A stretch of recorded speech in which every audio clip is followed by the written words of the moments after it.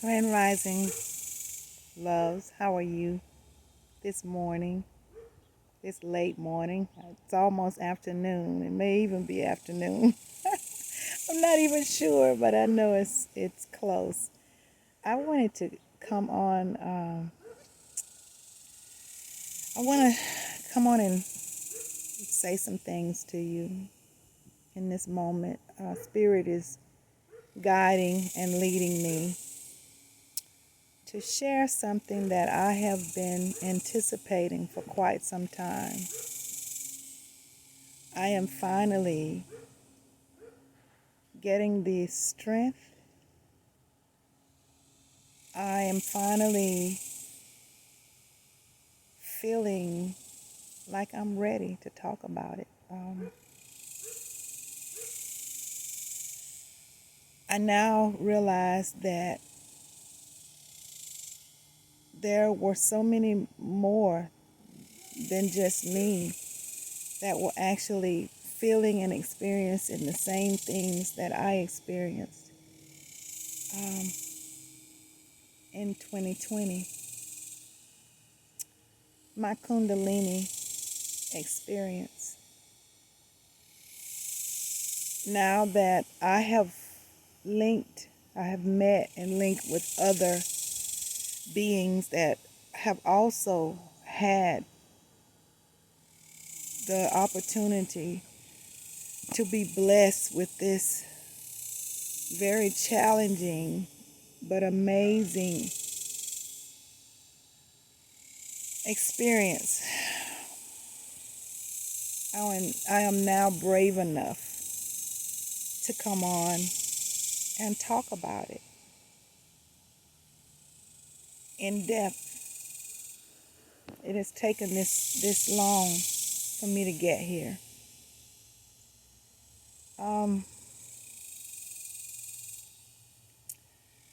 Shout out to my sister Nefertiti Rossetti, who was kind enough to open up and share with me some of the details of her Kundalini experience. And also my beautiful sister, Divine Words of Wisdom, who really went there. She really opened up in a very in-depth way and shared with me her Kundalini experience. And these sisters have really emboldened me to be able to come on and talk and share a little more than I probably would have before. And so I thank you, sisters, for giving me the strength to be able to come on and do this. So when it hit me on April the 6th, 2020, I'll never forget it. I'll never ever forget it. It hit me. It came like a storm.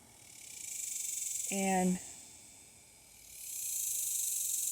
that morning when I started having the breathing issues, and it escalated over the next few days into a mere panic, very fearful panic.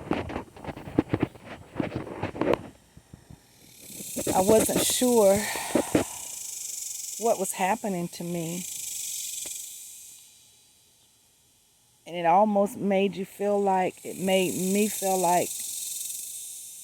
I was losing my mind, So to be brief about some parts of this,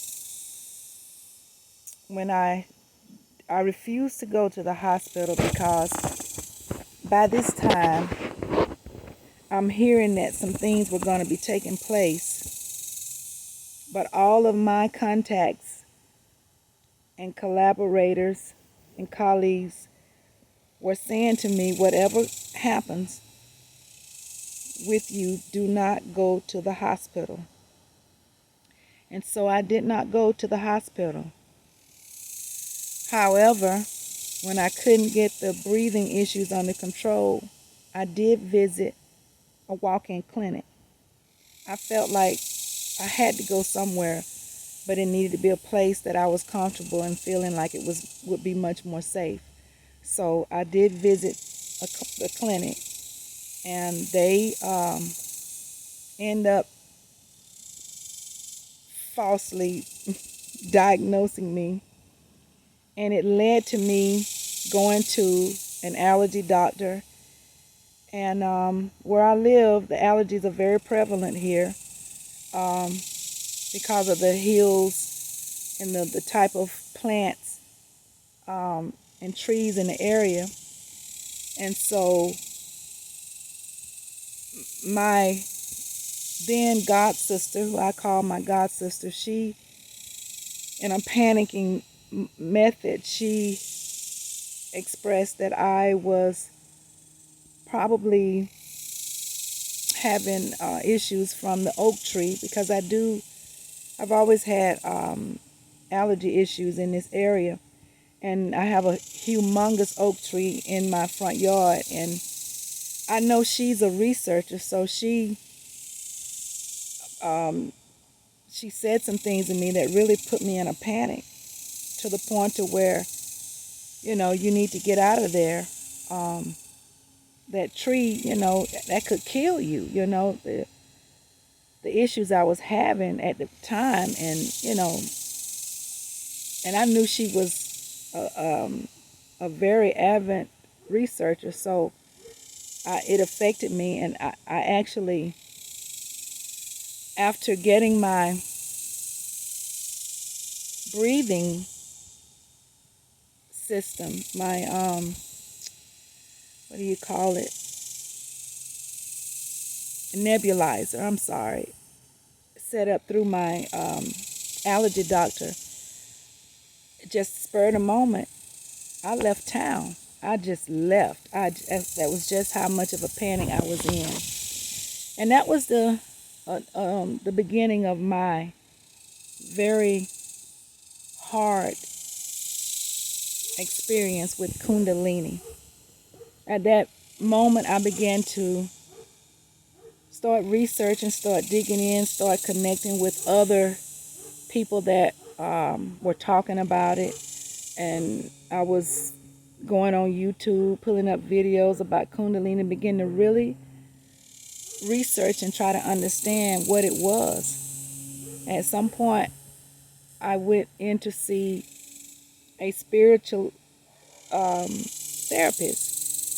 And that's when she really confirmed that that's what it was, that it was energy flowing, trying to flow through, and it was stuck.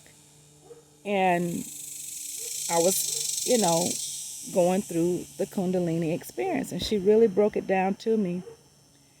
And at the time, these other things were being said in the media, and I don't really I don't watch mainstream media at all, but I'm hearing about the COVID-19 and all of this stuff, but I never gave in to that. I never believed it. To this day, it never registered with me, and I never agreed and believed it. I always knew that for me it was something else. I always knew it. I went to see 5 doctors, and nobody could tell me anything other than supporting the allergy concern, and I would not allow them to put anything else on me, to say that it was anything else. I did not allow it, because the universe was already in the process of protecting me in every way possible, even if I didn't realize it. But I went and I stayed with my dad for 2 weeks, and I was very tired, very weak, trying to get my breathing under control. It was a very hard, trying time for me. And I spent a lot of time on the beach in Florida, and a lot of time alone in solitude, and still confused because the experience hit me in a very impacted way. And I was very fearful during that time because it was very unknown and not understood, and not a lot of people could understand it either. So in 2 weeks I returned back to my place of residence, and my husband was very happy. He was very happy to see me come back home, and very relieved. And I just said, whatever is coming in this process, we're gonna fight it together. He told me, don't worry, I'm here with you. He was very assuring. Such a blessing my husband is, and especially with his personality and the way that he is. Having him during those times was just a blessing to me. And he stayed by my side. I experienced a lot of resurface trauma. I began to deal with, it seems that I was forced to begin to deal with things that I thought I had gotten over. But no, things began to surface in me and in my mind. And I remember having a lot of late night mental spasms is what I call it. I would wake up in crying spells, and I would sleep in a different room. I had a meditation room that I had created, and I would just go into crying spells, and my husband would have to come in the room, and I would be in the fetal position, and he would just hold me and comfort me. And I would cry. I was so confused, so not sure of anything during those times. And I remember fear just coming over me sporadically, just at any given time. And I would go to my husband and I would try to express to him, and bless his heart, he didn't know, but I assumed Spirit was working with him as he worked with me, because every move and every response he gave me was a blessing. And I remember times one time I felt the energy flowing up. I wasn't sure at the time that's what it was. Now I know. It's like it was going up my spine. And I was trying to walk up my stairway, and I could barely get up. I was just lethargic and tired, and it was very hard. And I remember an old friend of mine, and I appreciated her so much. I remember calling her, and she told me to just come. She didn't live that far from me. And when I walked in her foyer, I just fell in her arms, and she comforted me, and she assured me that everything was going to be okay. And during that time, I wasn't eating certain foods, and I had become very weak.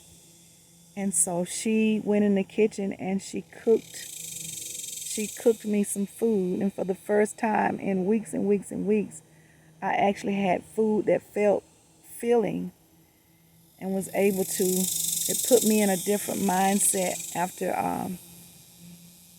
my body felt full. And she said, you have to eat. You have to eat. I was losing weight fast.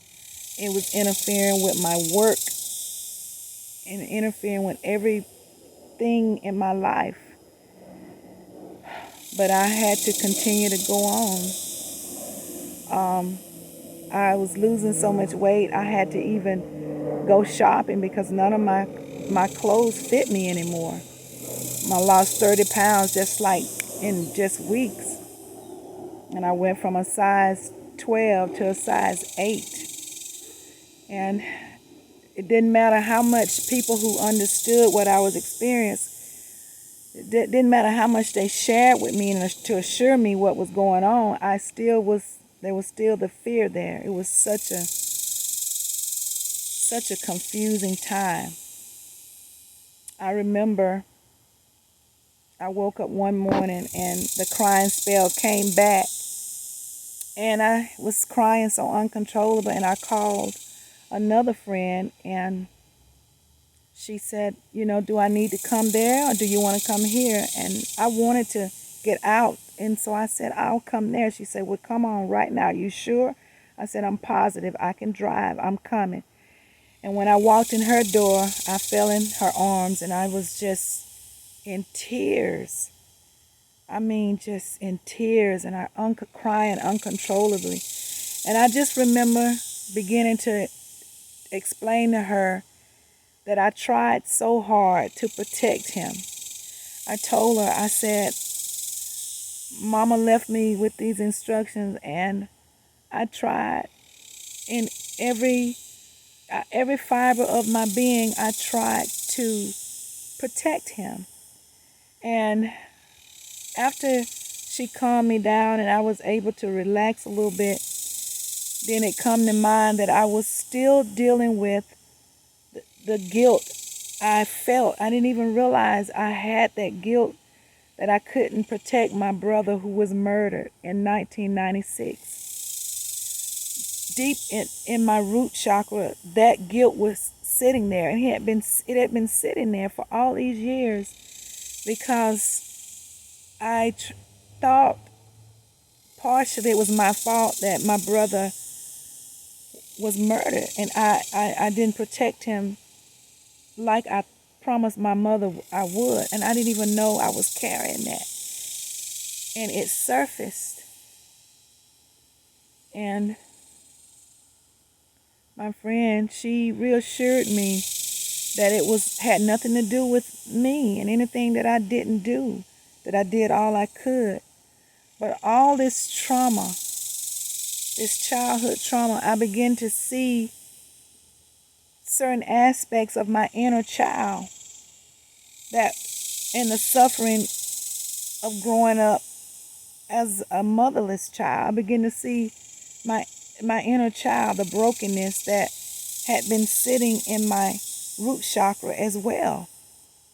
Ever since I was 13, all of that trauma began to surface. At the time, I didn't see it as that. Now I know now, but it was so hard. But at the same time, I was beginning to heal. This was a part of my healing. This was a part of my initial healing. In this Kundalini process, it was forcing the traumas to surface, which it needed to, so that I can begin to heal it. And I reached out to healers. I reached out and I found people just like me. And I began to converse with them, and they began to share with me their experiences, and they began to use the tools that they had to help bring me to healing. And I saw them as angels. I saw them as, some ancestors and healers. And I was on a journey, and I didn't even really understand it in the moment. But there were many times in the night where I had the crying spells and the night sweats, waking up in a panic, the dreams, the lucid dreams, and seeing things from my past and the suffering from my past, and along with still trying to heal in my breathing and the things that surfaced about my digestive system that needed to be healed, and I'm working with my holistic doctor, Dr. Brooks. He's continuing to keep me detoxing and flushing, and at the same time I'm continuing to do these things. And I remember the day that I walked out on my patio and my husband was sitting there and he was playing music, and he grabbed my hand and he asked me to sit down in front of him. And he said, I have something I want you to hear. And he pressed the button on the music, and I began to hear this song by Alexander O'Neal, and I'll never forget it. My husband sang this song, and I didn't even really didn't realize my husband can sing like that. And the song is called Sunshine.